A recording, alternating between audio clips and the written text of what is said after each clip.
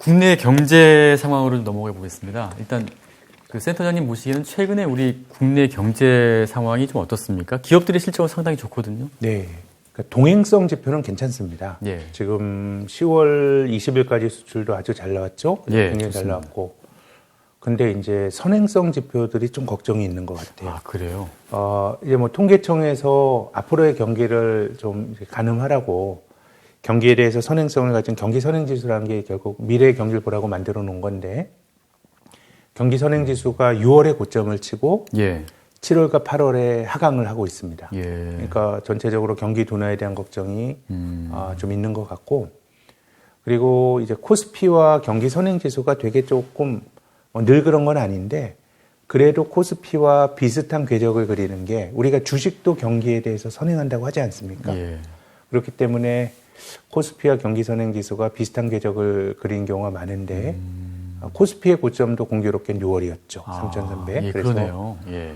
지금 당장 보는 지표들은 괜찮지만은 조금 경기가 둔화되지 않을까라는 우려가 있는 것 같고 예. 이제 그러다 보니까 이게 동일한 기업 실적에 대해서도 미국 기업 실적과 한국 기업 실적에 대해서 투자자들의 평가가 한국 기업에 대해서는 너무 인색한 것 같아요. 그게 왜 그러냐면 우리나라가 기본적으로 미국은 소비가 70%라고 말씀드렸고 예. 소비가 어떻게 보면 굉장히 좀 변동성이 적은 변수입니다. 아. 우리가 소득이 늘어나면 소비가 늘겠지만 소득이 10배 늘어난다고 내가 뭐 10배 쓰는 건 아니고 예.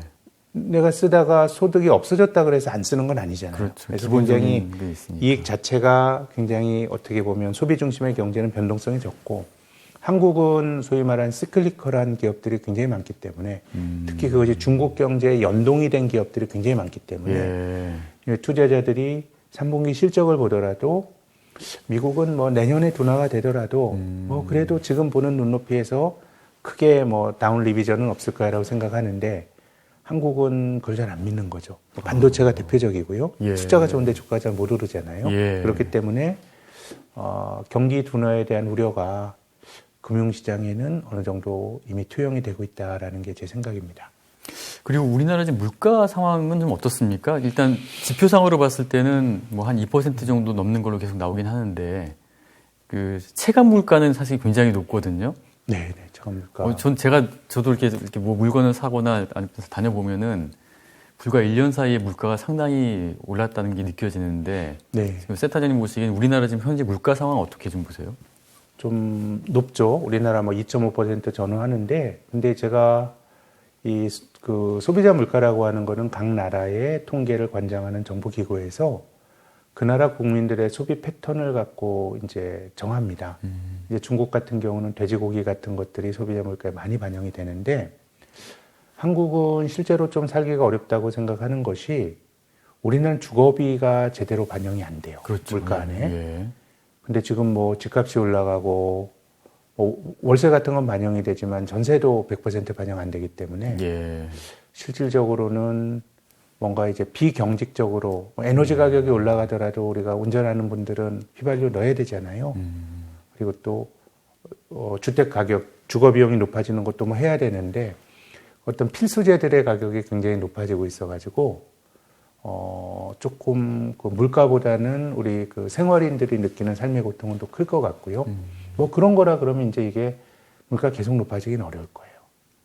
못 사요, 이제 주거비 때문에. 예. 그럼 다른 항목들이 또 물가를 떨어뜨리는 아. 형태로 갈 수밖에 예. 없는 것 같아요. 그래서 모든 인플레이션은 결국 경기 둔화로 이어지고 예. 그때도 물가가 같이 높아지는 일은 별로 없는 것 같아요. 물가도 같이 떨어지는 게 일반적인 모습이고 예. 70년대에 앞서 말씀드렸지만 미국의 스태그플레이션 같은 경우는 조금 실체라기보다는 사람들의 정서적인 어떤 미신 같은 게 많이 반영이 된 거 아닌가 싶습니다. 그러니까 일단은 지금 현재 몇 개월 나타나는 물가 상승 그런 기조가 일단 주거비에 대한 어떤 부담 때문에 소비가 둔화되면서 다시 좀 떨어질 것이다. 이렇게 좀 보시는 거군요. 이미 우리나라 경제가 뭐 코로나 팬데믹 이전에도 이제 3% 미만으로 이제 들어갔는데요. 예. 평균적으로 우리나라 모든 부분이 이제 3% 한다는 건데 수출 같은 경우는 3%보다 훨씬 높고 그렇죠. 그리고 투자도 3%보다 비교적 높은 거고요. 예. 민간 소비는 장기 정체입니다. 그거는 빚 때문에 그런 거죠. 예, 부채가 굉장히 많고. 그렇죠. 일단 부동산으로 들어가 있는 건데, 이게 뭐 제 주변에서 보더라도 뭐 부동산으로 집을 이제 자산을 늘리고 뭐 이런 것도 물론 대단히 중요하지만 뭐 의식주기 때문에 뭐 저는 뭐 필수제니까 집은 가질 수도 있다고 보는데, 부동산으로 가격이 올라간다 그러면 그거는 상당 기간 돈이 묶입니다. 그렇죠. 예. 그럼 뭐 어떻게 하겠어요? 예. 내 집이 올랐다 그래서 그 팔면 세금 많이 가져가고 동일한 주거 조건을 옮겨갈 수는 없어요. 예. 근데 지금 뭐 많은 사람들이 그야말로 영끌을 해서 레버리지를 이렇게 샀다는 거 아닙니까? 이자 내고 뭐 하다 보면은 소비가 좋아질 수가 없는 그런 구조인 것 같아요. 그렇겠네요. 여기서 뭔가 또 코스트 푸시 성격의 물가 상승까지 나타난다 그러면은 이 모습이 제 생각에는 지금 우리가 거론이 되는 것처럼 인플레이션이 뭐 지속이 되거나 그것이 스태그플레이션의 모습이 되기보다는 약간의 좀 뭐 오히려 그냥 개념적으로 보면 경기가 둔화되고 물가도 하락하는 디플레요? 혹은 뭐 디스인플레이션 예, 디스인플레이션. 뭐 그런 정도가 제 생각에는 예. 조금 더 확률이 높은 시나리오라고 저는 봅니다. 더 위험한 건데요, 그러면은? 근데 우리가 2016년부터 2019년 동안 그런 세상을 살았습니다. 예. 일단 뭐 최근 한 달 동안 국내 증시 상황을 보면은 좀 답답한 그런 상황이 계속 지금 진행되고 있지 않습니까? 예, 그래프를 보더라도 아까 그 중간에 이제 고점을 찍었다가 계속 좀 하락하는 네. 이런 모습인데, 기업들의 실적은 굉장히 좋은데 이렇게 증시는 힘이 없는 어디에 좀 있다고 좀 보세요? 뭐 앞으로 경기 둔화를 우려하는 것 같고요. 예. 이제 글로벌 전체적으로 보면 이제 그 10월에 퍼펙트 스톰 뭐 이런 우려도 제기가 됐었는데요. 미국은 다시 사상 최고가, 그러니까요. 영국도 사상 최고가고요. 예. 또 독일, 프랑스 이런 데도 성과가 괜찮습니다. 아, 그런 나라들의 공통적인 특징은 서비스업 중심의 경제입니다. 서비스업. 예, 서비스업 중심의 경제고 예. 한국이 3,300 고점으로 하고 지금 3,000선에서 오늘 현재 등락을 벌이고 있는데 대만과 일본이 한국보다 더 떨어졌습니다. 비슷한 등락입니다. 예. 제조업 중심의 국가입니다. 아. 근데 투자자들이 뭘 걱정하냐면 예. 미국의 내구재 소비가 정점을 친 거 아닌가라는 걱정이 한 축인 것 같습니다. 내구재라고 하는 게 자동차나 텔레비전 이런 거 사는 거 아닙니까? 미국 사람들이 그 코로나 팬데믹 이전에 연평균 내구재 소비 증가율이 한 1% 됐습니다. 근데 작년에 5%였어요. 그거는 이제 한 5년치 산 게 작년에 우리가 그 수요로 본 거거든요. 예. 그래서 그런 현상을 한번 왜 이런 일이 벌어졌냐 한번 추론을 해보면 일단 미국 사람들은 실업자가 많이 생겼는데 코로나 때문에 그것이 굉장히 저임 일자리였습니다. 뭐 파트타이머나 이런 사람들 일자리 많이 잃었는데요. 뭐 그런 사람들의 저임금 노동자들은 미국 정부가 여러 차례 재난지원금을 줘서 실질 소득은 안 줄었어요. 그렇죠. 이전 소득을 들어오고 예. 뭐 직장 다니는 사람들은 임금이 안 줄었죠. 근데 코로나 때문에 못 다니니까 예. 접촉을 못 하니까 텔레비전 같은 거만 바꾼 겁니다. 예. 근데 내구재라고 하는 게 그 이름에 내재가 된 것처럼 작년에 텔레비전 바꿨는데 지금 또 바꾸긴 힘들거든요. 그렇죠. 그럼 5년치 수요를 다 끌어당겼다 그러면 그 과정에서는 한국이나 대만이나 일본이나 제조업에 장점이 있는 나라들이 수출이 뻥 튀고 좋은 건데 예. 이게 과연 지속될 수 있느냐라는 매우 합리적인 우려가 있는 것 같고, 그럼 앞으로 더 좋아질 건 뭐냐? 그거는 뭐 이제 컨택 아니겠습니까? 서비스업이고 사람들 여행 다니고 이런 거라. 그렇죠. 이제 위드 코로나 이제 되니까. 그렇습니다. 예. 그럼 뭐 한국도 뭐 그런 영역이나 이런 쪽은 이제 성장이 나오겠습니다만은 국가 전체적으로 보면 구미권 자본주의 국가들은 서비스업 중심의 나라고 동아시아 국가는 제조업 중심의 나라니까 주가가 차별화되고 있는 게 하나가 있는 것 같고, 예. 두 번째는 이제 그 제조업 경기를 또 좌우하는 건 중국인데요. 예. 중국의 수출 수주 이런 것들 보면 제조업 PMI에 있는 게 뭐 뚝 떨어졌습니다. 예. 그러니까 이게 중국 경기 둔화에 대한 우려, 예. 미국의 내구재 소비 정점 통과 우려에 따른 경기 둔화 우려가 한국에는 좀 투영이 되고 있는 것 같습니다. 대만, 일본 예. 다 비슷한 모양입니다. 아. 그럼 같은 맥락에서 그렇다면은 우리나라 그 코스피 상위 종목들이 보면은 뭐 반도체, 2차 전지, 뭐 플랫폼, 바이오 이런 종목들인데 다 힘이 좀 없거든요.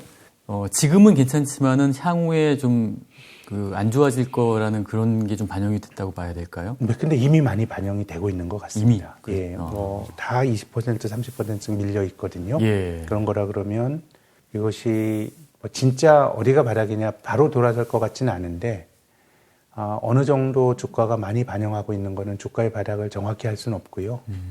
이것이 혹시 배당이라도 받으면서 좀 시간을 견딜 수 있는 거다라 그러면 지금은 조금 주가가 이미 많이 반영하는 것 같습니다. 왜냐하면 우리나라 종합주가지수가 6월 달이 연중 최고치입니다. 3,300. 6월 고점으로 치면 한 4개월 조정입니다. 예. 근데 1월의 고점이 3,200이었습니다. 예, 그렇죠. 그럼 3,200이나 6월 고점 3,300이나 별 차이가 없거든요. 예. 그럼 실제로는 작년도 봄에 1,400부터 3,200까지 올라온 1월까지가 아주 강한 강세장이고 1월부터 한 9개월 정도는 이미 조정이고 박스권이라고 봐야 됩니다. 그렇겠네요. 그렇게 된다 그러면 여러 가지 걱정들이 많습니다만은 이런 우려들이 이미 녹아있는 주식들 꽤 있는 것 같고요. 그런 거라 그러면 이제 그 악재가 얼마나 반영이 됐는지 이걸 정확히 물론 알 수는 없습니다만은 자기가 보유하고 있는 종목이나 투자 대상 종목은 주가는 이미 많이 반영을 했다. 그래서 그런 것들을 설사 손해를 봤더라도 이 가격에는 팔면 안 되겠다는 것도 중요한, 아무것도 안 하는 것도 이것이 내 의사결정의 결과라 그러면 그것도 투자거든요. 그럼 방치해 두는 게 문제죠. 예. 그런 거라 그러면 지금은 여러 가지 구조는 좋지 않습니다만은 많이 떨어진 주식들은 또 경기가 나빠진다 그래서 또 던지는 거 좀 실기한 종목들을 또 꽤 될 것 같아요. 그래서 좀 일방향으로 말씀드리기는 어려울 것 같고, 다만 한 5, 6개월 정도 본다 그러면 그래도 경기를 타는 주식들보다 경기 타는 주식들은 경기 민감형 시클리컬 기업들은 지금이 악재가 상당히 반영이 됐다고 하더라도 주식이란 게 바닥을 치고 바로 올라가는 건 아니니까 좀 지루한 어떤 그런 그 기간이 필요한 것 같고, 혹은 조금 더 떨어질 수도 있겠는데 경기를 타는 종목보다는 조금 경규한 보관한 개념의 종목들이 저는 더 낫지 않을까 생각합니다. 저는 예. 소위 2차 전지나 바이오나 지금 다 같이 밀려 있는데 예. 그럼 어느 걸 살 거냐라 그러면 저는 한 6개월 본다 그러면 성장형 종목들이 더 나을 거라고 생각합니다. 일단 물려있는 분들은 그냥 좀 버텨야겠네요, 그러면은. 지금 성급하게 팔리면. 그야말로 이제 다 다르니까 저는 그렇게 생각합니다. 이게 투기와 투자가 뭐냐. 욕심으로 하는 거니까 우리가 주식 투자나 모든 종류의 투자는 투기적 요인이 당연히 있겠죠. 근데 투기라고 하는 거는 내가 어떤 거 샀는데 딴 사람이 나보다 더 비싸게 사줄 걸 기대하고 사면 그건 투기인 것 같고요. 투자라고 하는 거는 어떤 자산의 적정 가치에 대한 나의 판단이 있고, 예. 내가 볼 때 이 적정 가치는 10,000원인데 이 주식은 7,000원이라고 판단을 내리면 그건 투자라고 봐요. 물론 내가 10,000원이라고 내린 판단이 늘 맞는 건 아니죠. 그럼 주가 계속 떨어집니다. 그러면 내가 틀린 게 없는지 이런 것들을 계속해서 우리는 판단을 하고 또 논리를 수정하고 잘못되면 파는 것이고요. 예. 그런 거라 그러면 코로나 팬데믹 이후로 나타났던 과정은 사실은 돈이 너무 많이 들어왔어요. 그러니까 어떤 자산에 대한 어떤 적정 가치에 대한 판단이 없더라도 그냥 돈이 내가 사면 다음날 돈 들어와서 끌어올리는 과정이었다 그러면 전 지금이 저는 투자에 들어오신 분들은 정말 좋은 선택을 하셨다고 생각하는데 앞으로 장기간 투자하시면서 살아가셔야 될 모습이 오히려 지금과 같은 모습이 작년과 같은 모습보다는 더 보통의 상황에 가까울 것 같거든요. 예. 그래서 자기가 들고 있는 것들에 대한 가치 한번 스스로 마음속에는 좀 가져야 되고 그 가치보다 싸다 그러면 아무것도 안 하고 기다리는 것도 투자라고 봅니다. 근데 지금 일단은 돈이 이제 많이 풀렸기 때문에 그만큼 주가를 이제 끌어올리는 동력이 됐는데요. 지금 어떤 부채 문제 때문에 금융당국에서 돈을 좀 대출 규제를 하고 있지 않습니까? 그렇다면은 대출 규제를 하면은 당연히 이제 증시에 들어오는 자금도 좀 줄어들 텐데 그런 점도 좀 영향을 좀 미친다고 볼까요? 저는 그건 아닌 것 같아요. 물론 이제 빚을 내서 투자하는 분이 당연히 계시겠죠. 근데 그게 아니더라도 지금 우리나라는 거의 굉장히 금리가 낮은 그 예금형 상품에 가 있는 돈이 전체적으로 2,000조가 되거든요. 야. 이제 그 돈이 뭔가 위험 자산으로 머니무브해서 한 150조 원이 넘어온 게 이런 과정이기 때문에 오히려 뭐 대출 규제 이런 거보다는 뭐 금리라든가 이런 것들이 투자자들의 어떤 행태에 좀 영향을 줄 수가 있겠죠. 예. 그리고 좀 특이한 현상이 그 외국인들이 작년부터 줄기차게 팔긴 했는데 최근에 보면은 뭐 공매도 쪽에 뭐 비중이 외국인 비중이 한 70% 된다고 그러더라고요. 그래서 외국인들이 왜 특별하게 이게 공매도 쪽에 많이 몰려 있을까요? 원래 좀 그랬던 것 같습니다. 공매도는 저는 뭐 그 투자를 할 수 있는 권한은 그것이 개인 투자가건 기관 투자가건 동등하게 주어져야 된다고 생각하는데 예. 뭐 공매도를 저는 권하고 싶지는 않습니다. 예, 공매도는 주가가 올라가면 손실이 이론적으로는 무한대가 될 수밖에 없는 건데요. 예. 그래서 그 공매도는 일반적으로 소수의 기관 투자가 특히 주식을 사서 바이앤홀드로 돈을 버는 전통적인 액티브 펀드가 아니고 약간의 뭐 모든 방법을 동원해서 버는 헤지 펀드나 이런 쪽이 이제 투자의 스킴으로 삼는 건데요. 예. 그래서 뭐 그냥 그들의 관성이 뭐 반영이 됐던 거 아닌가. 이제 숫자는 이 전체 공매도의 70%를 외국인이 한다는 게 예전보다 그 비중이 조금 높아진 것 같긴 한데 기본적으로 이런 플레이는 외국인이 좀 많이 했던 것 같네요. 그리고 이제 거래량 수치를 보니까 그 최근에 한 뭐 2, 3개월 보니까 그 전과 비교했을 때 네. 거래량이 확실히 좀 줄었어요. 네. 이 거래량이 준 거는 어떻게 좀 해석하면 될까요? 저는 뭐 박스권의 결과라고 봅니다. 박스권의 뭐 결과. 투자자들의 어떤 뭐 의도가 반영됐다기보다 예. 주가가 많이 올라가게 되면 살려고 했던 사람은 조바심에 주식을 사는 힘이 존재하고요. 예. 또 팔려고 하는 사람도 돈 벌으니까 파는 거고요. 예. 떨어질 때도 마찬가지입니다. 싸게 살 수 있는 거고 주식들은 무서워서 팔고. 그래서 가격의 급변이라고 하는 게 거래를 촉발시키는 측면이 있는데 뭐 올해 시장이 사실상 1월 이후로 뭐 굉장히 작년보다는 진폭이 줄어들게 움직이다 보니 예. 작년보다 거래량이나 거래대금이 줄어드는 거는 뭐 박스권 장세에서 그냥 그 결과로 나타난 현상이라고 봅니다. 이 주식시장을 아무튼 뭐 한 20년 훨씬 넘게 쭉 지켜보셨지 않습니까? 이런 장세에서 우리가 이제 내년 한 상반기나 뭐 하반기까지 봤을 때 그 과거 경험으로 보셨을 때 이런 장세에서는 어떤 식의 좀 투자 포트폴리오를 구성하는 게 좀 좋다고 좀 보세요? 10년 동안의 코스피의 연간 등락률이 작년의 급등을 포함해도 3.1%밖에 안 됩니다. 예. 원래 주식은 장기적으로 명목 성장률에 수렴하거든요. 그럼 우리나라 지금 성장률이 뭐 2% 초중반 실질 성장률에 물가 하게 되면 한 4, 5%가 그냥 제 생각에는 그냥 노멀한 기대 수익률로 가지는 게 맞는 것 같고 그런 거라 그럼 저는 지금은 시장을 알기는 저도 뭐 분석을 해서 먹고 삽니다마는 본질적으로 알 수가 없고요. 시장이 늘 합리적이지도 않고 시장이 늘 합리적이면 우리가 돈 벌 기회도 없는 겁니다. 근데 뭐 저보다 뭐 비교도 안 될 통찰을 가진 뭐 가치 투자의 아버지인 벤자민 그레이엄은 시장을 미스터 마켓이라 그랬거든요. 미스터 마켓. 알 수가 없다. 어떨 때는 경기가 나쁘면 주가가 떨어지는데 어떨 땐 경기가 나쁜데 경기 나쁘니까 중앙은행이 금리 안 올리겠냐고 올라갔는데요. 그걸 우리가 알 수 없다는 거예요. 예. 그러면은 그 벤자민 그레이엄과 같은 가치 투자자는 너도 모르고 나도 모르는 시장을 알려고 하지 말고 내가 할 수 있는 걸 하자라는 거예요. 그래서 시장이 조증일 때 막 달아오를 땐 좀 주식을 팔고 또 울증일 때는 너 뭐 주식을 사고 근데 이제 모든 그런 기준은 내가 생각하는 어떤 가치를 가져야 되는 거고요.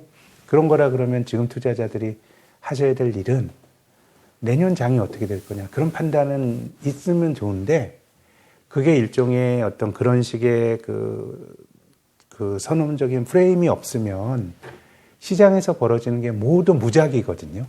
그럼 우리가 투자를 해도 배울 수가 없어요. 그렇기 때문에 어떤 프레임을 갖는 거는 저는 좋다고 생각하는데 그것이 우리가 어떤 세상을 바라보는 관점을 갖기 위함이지 그것이 맞는다고 생각하시면 안 돼요.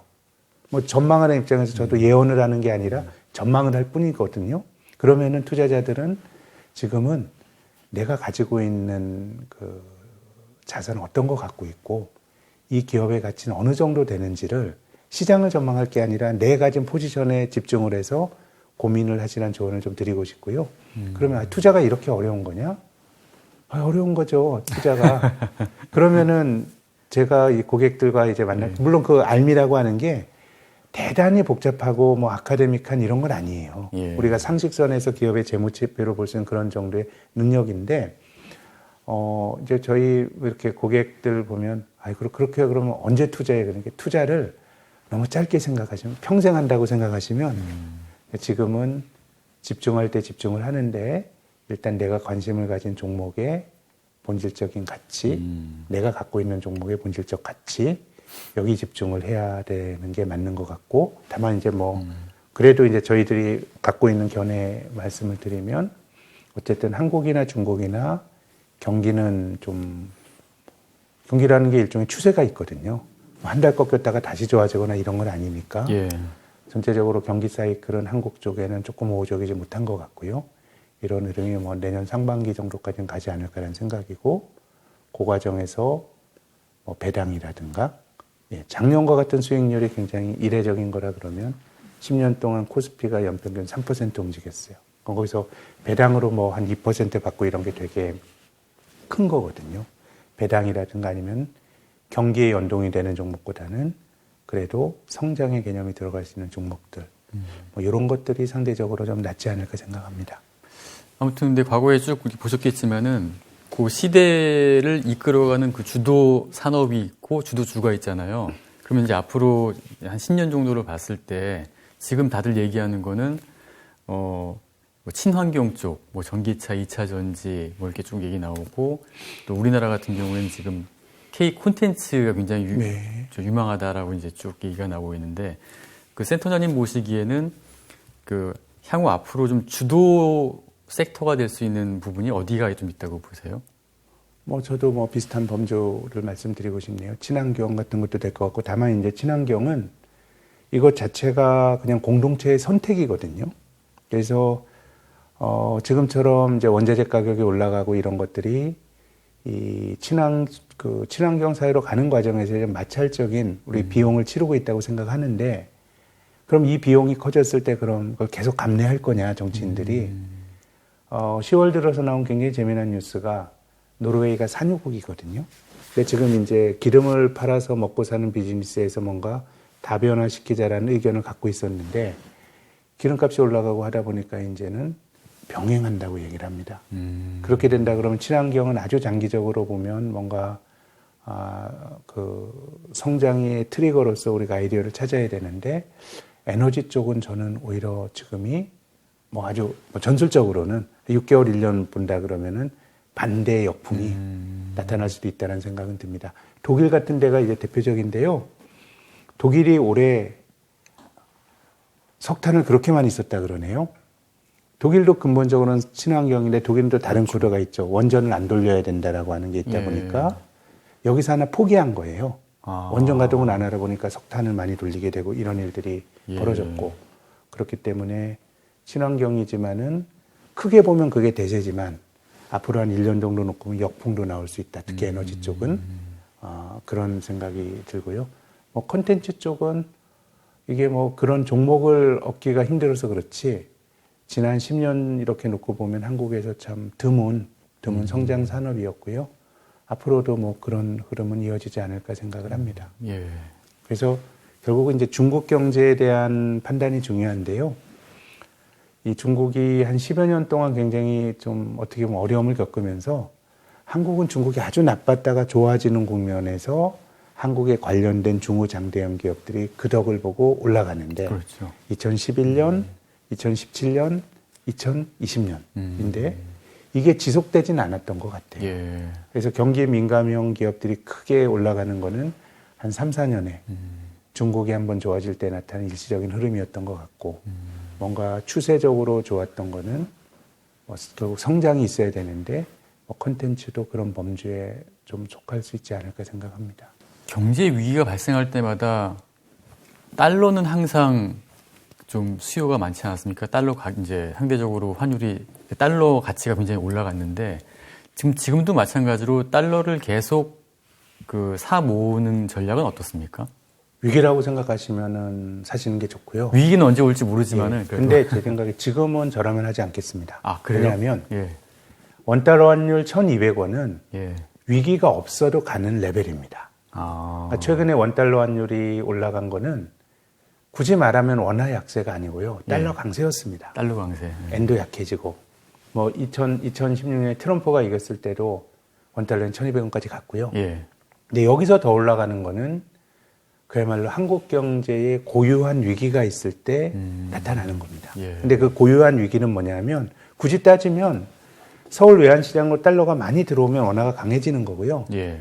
그럼 원달러 환율이 높아지고 원화 약세란 거는 달러가 안 들어올 거라는 우려가 있는 거거든요.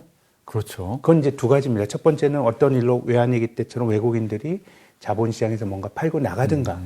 근데 팔고 나가게 되는 동기도 뭔가 실물 경제에 있지 않겠습니까? 그게 예. 어떻게 보면 경상수지입니다. 우리나라 통화는 브라질의 헤알, 터키의 그 리라 이런 거는 계속 약해지는 통화입니다. 예. 그게 왜 그러냐면 미국이 돈 풀고 달러가 흔해지면 흔해진 달러가 자국으로 들어와요. 그럴 때는 자국 통화가 안정이 되지만 요즘처럼 미국이 테이퍼링 한다더라, 금리 올린다더라 할 때는 그 돈이 빠져나가면서 약해지는데 예.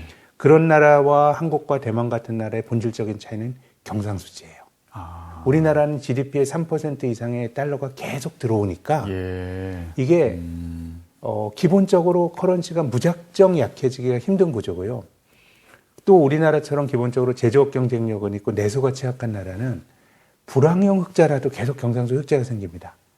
대만이 거의 내수나 아니면은 아이 안 낳고 이런 게 거의 한국과 뭐 한국이 조금 심하긴 하지만 대만도 민간 소비 안 좋고 그런 나라거든요. 예. 근데 뭐 제조업 경쟁력 있으니까 경상수지 흑자가 GDP의 한 10% 정도가 됩니다. 그렇게 된다 그러면 우리나라는 1,200원 정도가 그냥 통상적으로 생각할 수 있는 원달러 환율의 고점인 것 같고요.